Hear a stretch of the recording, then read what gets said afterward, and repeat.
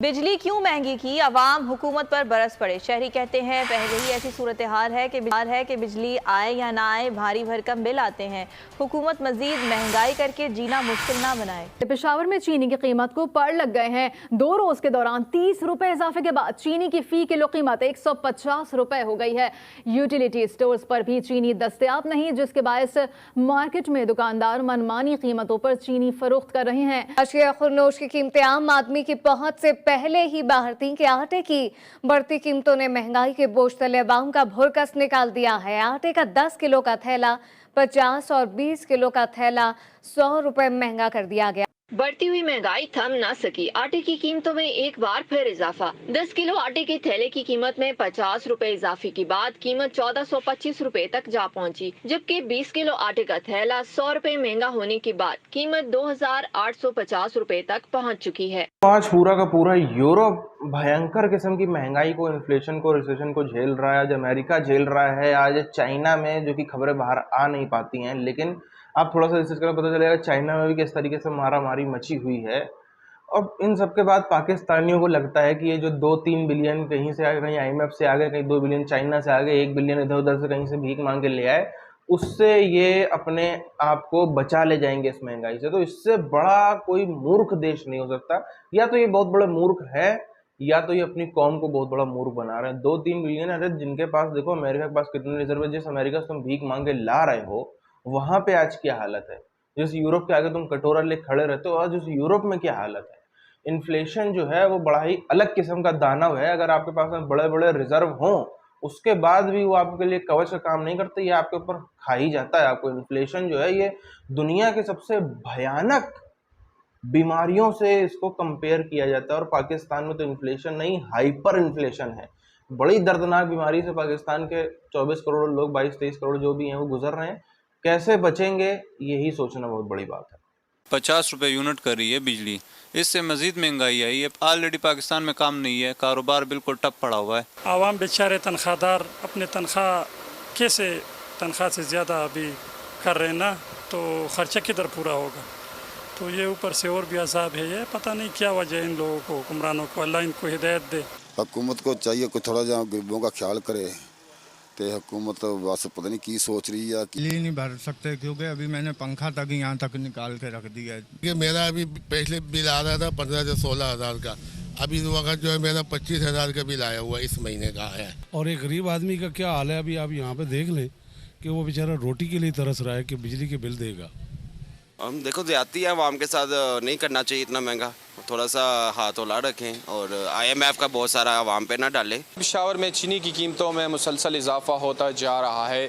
गुज़िश्ता 2 दिनों में तकरीबन 30 रुपये फ़ी किलो में इजाफा हुआ है। मार्केट से चीनी गायब है। यूटिलिटी स्टोर पे तो पिछले 2 महीनों से जो चीनी है वो दस्तयाब ही नहीं है। बाज़ार में जो चीनी मिल रही है वो भी लोगों की अपनी मर्ज़ी की लगाई हुई कीमतें हैं, तो शहरी इसकी वजह से बड़ी परेशानी का सामना कर रहे हैं। तो शहरियों से बात करते हैं। बिल्कुल इजाफा हो गया है। मार्केट में तो चीनी जो है वो पहले 110 और 120 रुपये की फ़रोख्त हो रही थी, ताहम अब हम लेने आए हैं तो अभी हमने देखा तो जी चीनी की कीमतों में एक दिन में 30 रुपये का इजाफा हुआ है। अब 150 रुपये की चीनी मिल रही है। तो एक तरफ हुकूमत कहती है हम आवाम को सब्सिडाइज चीज़ें दे रहे हैं, रिलीफ दे रहे हैं। किस चीज़ की रिलीफ है? हर चीज़ महंगी है जी। बिल्कुल, जैसे कि आप देख रहे हैं ये पेशावर के शहरी थे जो कि चीनी की कीमतों में दिन ब दिन इजाफे के हवाले से बात कर रहे थे। 10 किलो आटे में 50 रुपये इजाफा हो गया है, 20 किलो में 100 रुपये का इजाफा हो गया। चक्की आटा जो वो 170 रुपये किलो मिल रहा है। शहरियों का कहना है कि हुकूमत आटे की कीमतों को कंट्रोल करने में मुकम्मल नाकाम है।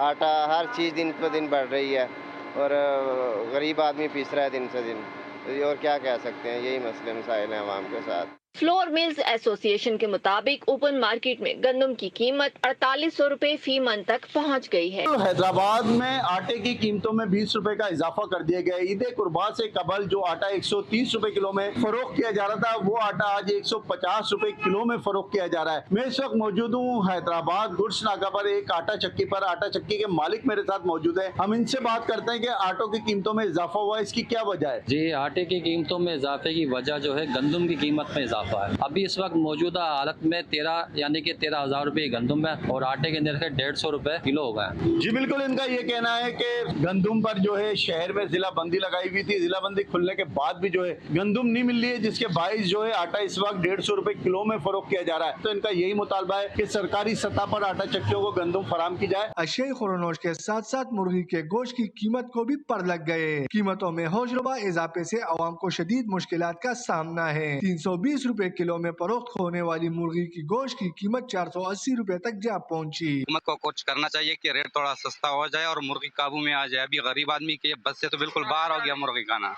तो इसमें मेहरबानी फरमाकर थोड़ा सा मतलब है हुकूमत को चाहिए कि थोड़ा सब्सिडी देकर इसको जो है ना कंट्रोल किया जाए। शहरियों का कहना है कि चिकन का रेट तो अब गाय के गोश्त के बराबर हो गया है, जिसके बाद मुर्गी का गोश्त खाना अब गरीब की बस की बात नहीं रही। अभी बहुत रेट हाई हो गए तो गरीब के मतलब वो अभी रेंज में नहीं आ रहा है चिकन, तो इस वजह से हुकूमत को वो कुछ करना चाहिए ताकि इसको कंट्रोल किया जाए प्राइसेस को। शहर भर में मुनाफाखोरों की जानिब से अशियाई खुरनोश के मन माने नर्क मुकर्रर कर दिए गए हैं, जबकि प्राइस कंट्रोल मजिस्ट्रेट बराए नाम का रह गया है। इस वजह से कसूर के बाद बीमारियों में मुब्तला हो रही है। जब हमारी इस सिलसिले में कसूर के एडमिनिस्ट्रेटर से बात हुई तो उन्होंने अपना मौक़िफ़ देने से इनकार कर दिया। मेरे साथ यहाँ पर कसूर के शहरी मौजूद है, आइए इनसे बात करते हैं। जी सर, क्या कहना चाहिए? देख सकते हैं आप यहाँ पे कितना कूड़ा करकट पड़ा हुआ है, यहाँ से गुजरना बहुत मुश्किल हो गया और यहाँ पे जो इंतजामिया वो 8 दिन के बाद एक दिन आ जाता है, थोड़ा सा उठा के फिर चले जाते हैं, फिर नजर ही नहीं आते। कसूर की आवाम का DCO कसूर से यही मुतालबा है कि इस चीज़ का फिलफौर एक्शन लिया जाए। पंजाब निगरान हुकूमत की तरफ से अस्पतालों में बेहतरीन सर्विस डिलीवरी के हवाले से दावे तो बुलंद बाला किए जा रहे हैं, लेकिन दही इलाकों में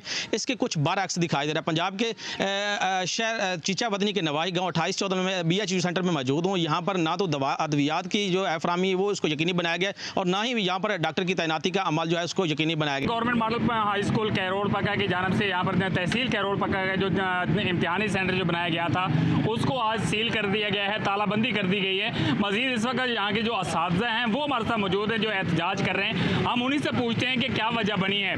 जी, हमारा जो मुतालबा है कोई बहुत बड़ा मुतालबा नहीं है। तनख्वाहों में जो तफरीक है वफाक में और बाकी 3 सूबों में, उन्होंने जो तनख्वाह बढ़ाई है वो 35% बढ़ाई है और बढ़ाई भी रनिंग बेसिक पे है, जबकि पंजाब में एक तो बढ़ाई 30% है और दूसरा वो है हमारी इनिशियल बेसिक के ऊपर जो कि सरासर हमारे साथ तफरीक है। उनका मुतालबा यही है कि जब तक हुकूमत पाकिस्तान हमारे मुतालबा पूरे नहीं करती हम इसी तरह एहतजाज पर रहेंगे। जी हुए मिलेंगे। इस वक्त शहर की मेन शहरात पर ये हमारा जानवर घूम रहे हैं। सड़कों के दरमियान जो ये डिवाइडर होते हैं उन पर भी ये जानवर बैठे रहते हैं, आपस में लड़ाई करते हुए ये सड़क पर भी उतर आते हैं जो कि किसी बड़े हादसे का सबब बन सकते हैं। शहरी मुतालबा कर रहे हैं कि ये म्यूनसिपल कॉर्पोरेशन इन जानवरों को जो म्यूनसिपल कॉर्पोरेशन में फाटक बनाया गया है वहाँ पर मुंतकिल करें। आज हम फाटक की सूरत हाल देखने गए तो वहाँ पर हमने देखा कि कुछ शहरी गधों को लाए हुए थे। उनसे हमारी बात हुई तो उन्होंने बताया कि ये गधे जो हैं उनके बागों में घुसे हुए थे और उनकी फसलों का नुकसान कर रहे थे। अपनी मदद आपके तहत उन्होंने उन गधों को म्यूनसिपल कॉर्पोरेशन के फाटक तक पहुँचाया। बिल्कुल, देखें अगर हम वफाकी दारुल हुकूमत इस्लामाबाद के हवाले से बात करें तो गुज़िश्ता 24 घंटे के अंदर 72 वारदातें हुई हैं जहां पर शहरी जो है वो अपने कीमती मोबाइल फ़ोन जबकि 22 मोटरसाइकिल वफाकी दारुल हुकूमत इस्लामाबाद से 24 घंटे के अंदर चुरा लिए जाते हैं और 3 बड़ी गाड़ियां जो कि वफाकी दारुल हुकूमत से चुराई जाती हैं। तो महंगाई ने किस तरीके से परखच्चे उड़ा रखे हैं एक एक पाकिस्तानी से, ये बात तो आज विश्व में किसी से छुपी नहीं है। अच्छा, चाइना के भी कई इलाकों में और एक बड़े वर्ग पे महंगाई ऐसे ही कमर तोड़ वार कर रही है, लेकिन क्योंकि पाकिस्तान की खबरें बाहर नहीं आती, ना पाकिस्तान आने देता है, पाकिस्तान की बात करो, चाइना ना की खबरें आने देता है, ना चाइना से ये खबरें आ पाती हैं किसी तरीके से। इतनी वो कर रखा है चाइना ने कि चाइना की जो एक बड़ी आबादी आज इस महंगाई के बोझ तले पिस रही है।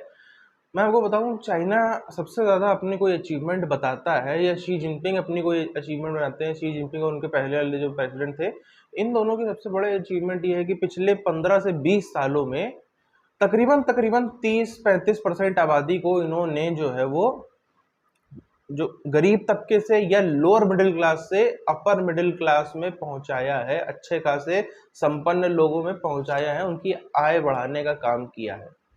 लेकिन ये नहीं बताते हैं कि उन्होंने 15-20 साल में ये किया, लेकिन कोविड के बाद से कितनी बड़ी संख्या है लोगों की जो अपर मिडिल क्लास से फिर से गरीब तबके में आ गई है। और क्यों ना है, चाइना के अंदर जो सबसे बड़ा कोई मार्केट है, सबसे बड़ा कहीं जहाँ पर लेबर इनका लगता था, जहाँ इनके मैन पावर लगता था, वो तो इनका लेबर सेक्टर, उनकी थी फैक्ट्री वाली व्यवस्था।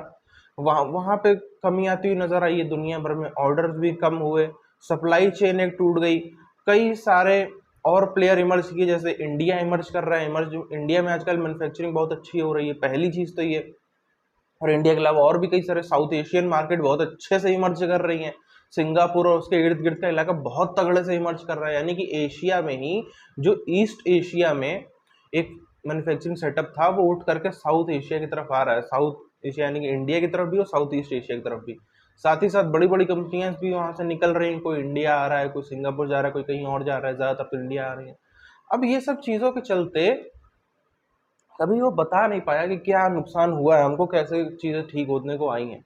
अभी भी आप देखो तो इनकी जहां तक इनकी गाड़ी चल रही धीरे धीरे बहुत बेहतर नहीं हो पा रहा है। हालांकि ये तो स्वाभाविक सी बात है, जितना खराब हालत पाकिस्तान में उतनी खराब तो नहीं है, लेकिन हम देख रहे हैं आज यूरोप में इन्फ्लेशन जो है वो कमर तोड़ रही है। आज अमेरिका के अंदर इन्फ्लेशन कमर तोड़ रही है। अमेरिका के अंदर तो आपको पता है कि कैसे इनकी यहाँ पर जो है वो मंदी का भी सिचुएशन तो बना ही हुआ है। ये रिसेशन में भी जाने वाले थे। रिसेशन क्या है, बल्कि डिफॉल्ट भी कर सकते थे, हालांकि वो चीज़ होती नहीं, लेकिन इन्होंने कम से कम ऑपोजिशन ने वहाँ के ये काम बनाने में तो हाई बनाने में तो वो सक्सेसफुल होगा कि हाँ ये डिफॉल्ट भी अमेरिका कर सकता है। हालांकि वैसा होता नहीं, पर कम से कम एक मैसेज तो गया दुनिया में। चाइना की भी कुछ वैसी हालत है। इंडिया में आज हालत अगर हम देखें दुनिया भर से तो कंपैरेटिवली बहुत हद तक सही है। अगर यूरोप जैसी महंगाई यहाँ पे आ जाए, अगर चाइना जैसी, अमेरिका जैसी महंगाई यहाँ पे आ जाए, तो भी हम लोगों को बहुत ही ज़्यादा चीज़ों को फेस करना पड़ जाएगा। तो अब इसी से अंदाज़ा लगाओ, जब बड़े बड़े नहीं झेल पाए तो पाकिस्तान इस महंगाई से कैसे बच पाएगा।